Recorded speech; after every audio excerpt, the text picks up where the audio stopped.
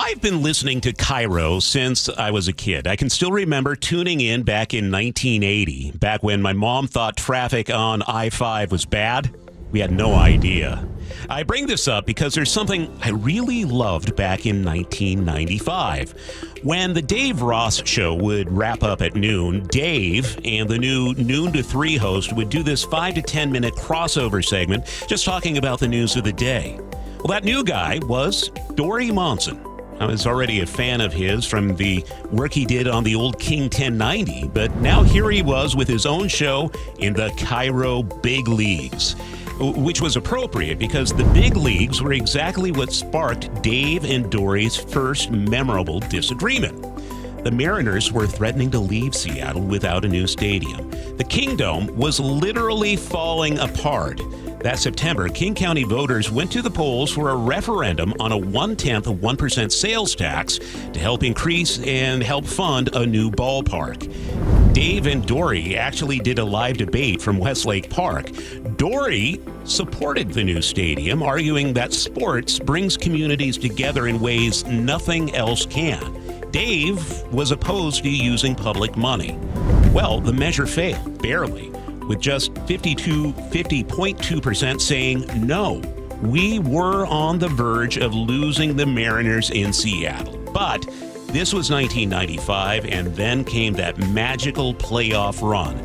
Refuse to lose, the double. And suddenly, everyone who voted no was like, well, on second thought, because nothing changes a voter's mind quite like watching Edgar Martinez send 2 runners home in October. So for a brief time in 1995, we didn't care about politics.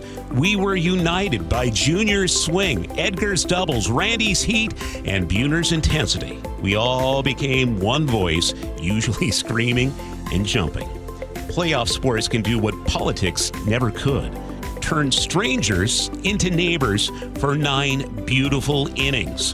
Whether it's the Mariners in October, the Seahawks on a Super Bowl run, the Sounders, the Storm, even the Sonics back in the day, sports gives Western Washington something politics never will: permission to agree. We high-five strangers, which in Seattle is already a miracle, and for those precious hours during a game, we remember what community actually feels like. So, here we are. 30 years later, the Mariners are on the precipice of yet another playoff run. And this team has that same opportunity to bring us together. Maybe we can step away from our toxic political feeds on social media, where apparently everyone we went to high school with has lost their dang minds. Instead, you can listen to the game. Smile at strangers wearing Mariners gear. Who cares who they voted for? We have this common cause. Maybe we'll remember what it feels like to cheer for something together again. Dave's still here, still a Mariners fan, cheering them on. And I can't help think about Dory.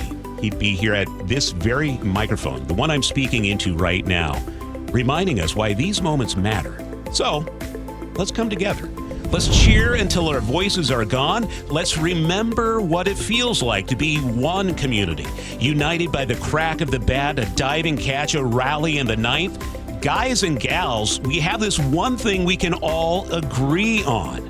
This is our team. This is our moment. Let's go Mariners. You just gotta love these guys.